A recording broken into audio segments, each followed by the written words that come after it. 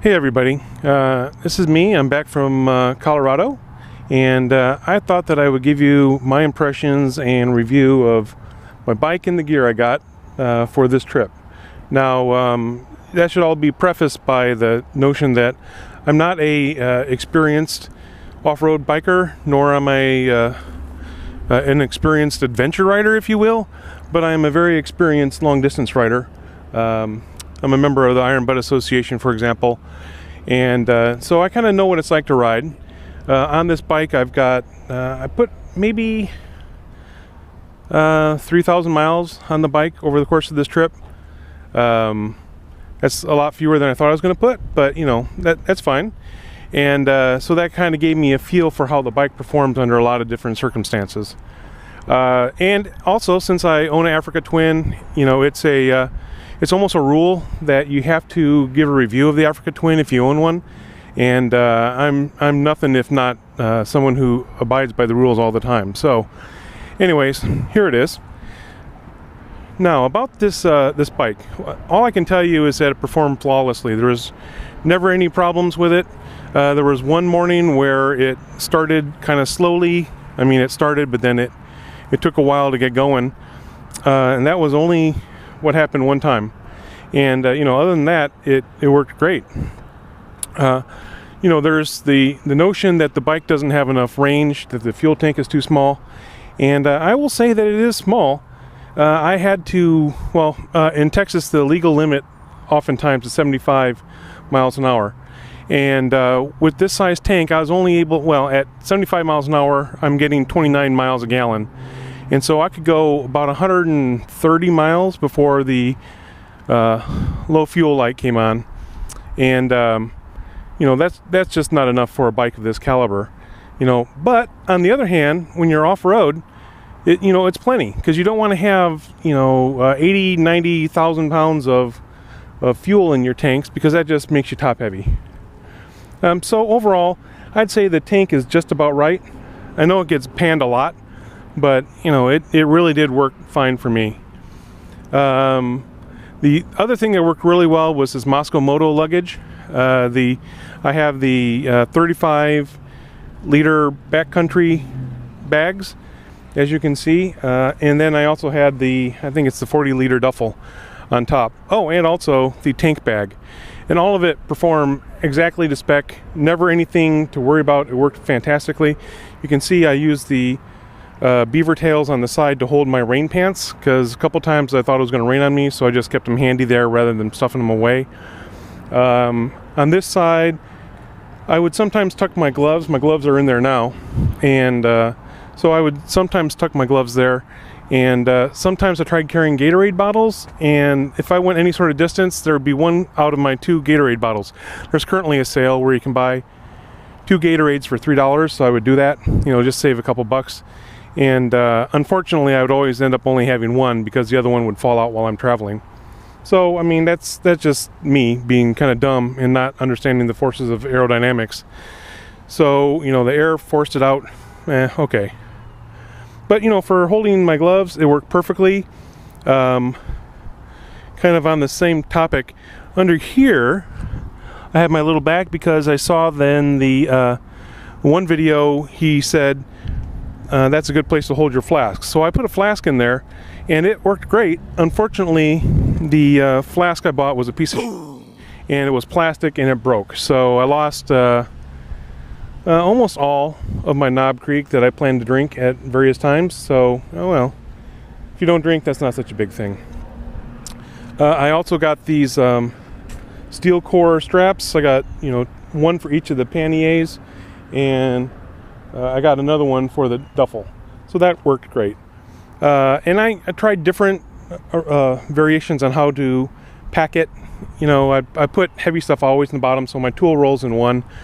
What's on the other? Oh, my air compressor's on the other, and you know, it worked fine. So all that stuff worked really well. The other thing that worked really well were my bark busters. I know you might have seen the picture, but I dropped my bike.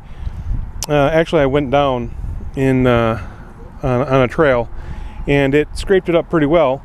But you know, the bike survived. The only thing that happened was there was this scratching it.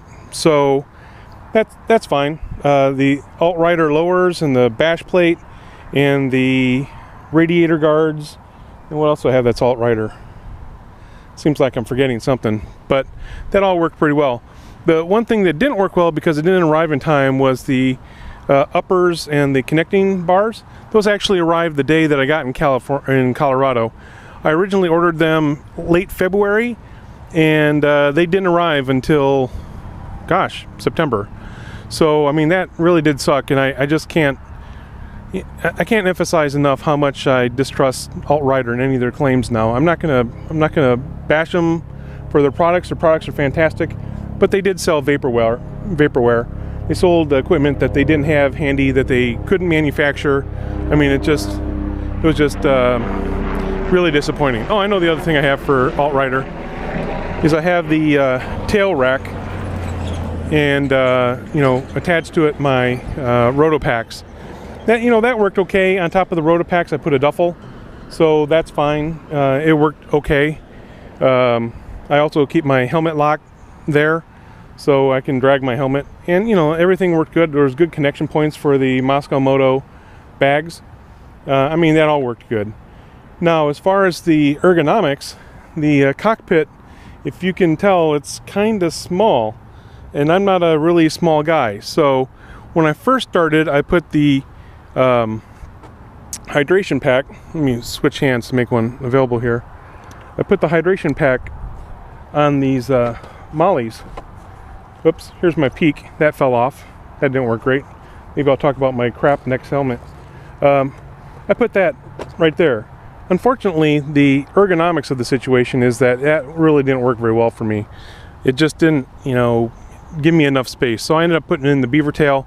Again, beaver tail is a brilliant concept. It worked fantastically well. So I'm really happy with that. Touching a little bit on the next helmet, what can I say? This padding, you can see the neck part is coming out. I mean, that's crap. The bolt on the top flew out, and so the peak, when I was coming into Albuquerque, slid down in front of my face, so I'm riding with a blast shield, and that was no good. So unhappy about that. Other than that, and the fact that it's noisy, it's a great helmet. I do love the XCOM communicator. That works fantastically well. We connected up with two of my buddies while we were riding, and that worked really well. And I like how smooth and svelte it is. But now I realize I have to replace my helmet pretty soon, and that XCOM's probably not going to work with any other helmet. So I kind of kicked myself on that. I thought this would be maybe a 2 or 3 year helmet. Looks like it's going to be a 1 year helmet, and so that's a lot of investment for not much time. Well, let me move the peak out of the way again. When I was riding, this is my setup that I use while riding, the long distance part. When I was on the trails, you can see I have my inReach in the pocket right there. But when I was on the trails, I'd put it on my body because I've had a couple crashes, and every time I crash, I can't reach the inReach.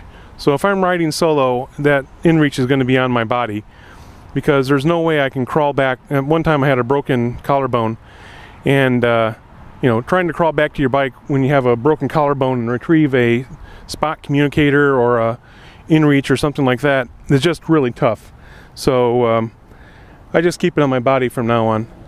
But so the key things that I did is I did use the hydration pack, and that worked okay. That kept me hydrated.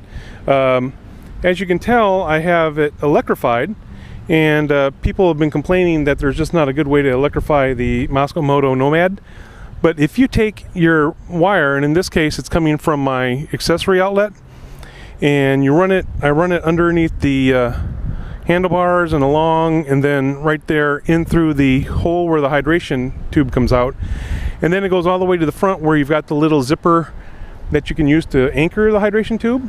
And so that very bottom section, the one that has this zipper, that section holds all the cigarette lighter adapters and all the other power plugs and stuff like that. And then it comes out of here, attaches here, and up to my phone. I have a Pixel XL, and I've got it on a OtterBox case. And I generally don't like the OtterBox because I have a slim, sexy phone but when you put the outer box on it, it looks like a big old crap iPhone. So I mean, nobody really wants to be stuck with one of those things. But on the other hand, getting ready for this ride, I actually threw my phone across the driveway, and there's no damage to it, so you can't really fault the outer box for working well. It's just too bad that it's big and bulky. But sitting on top of the tank bag right there, it's okay.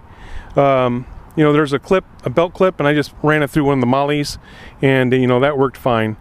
And actually, let's see if I can do this. This is where I would keep this tube,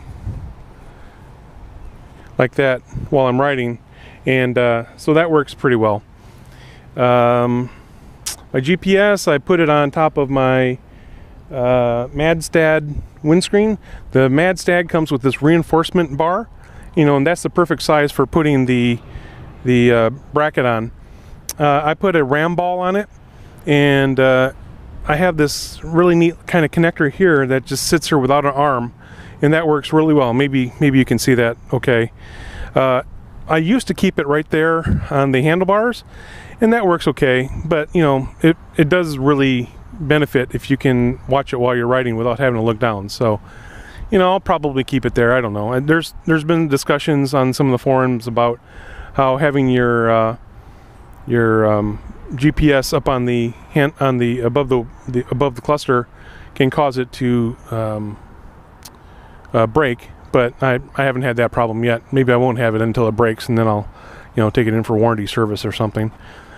But overall, I mean, the bike's been brilliant. It did everything I asked for it. You know, I just thought I'd make a quick review before I have to go and clean it and take all the bags off and stuff. Kind of let you see what it looks like while it's in fighting trim. Anyways, hope you found this valuable, and I will talk to you later.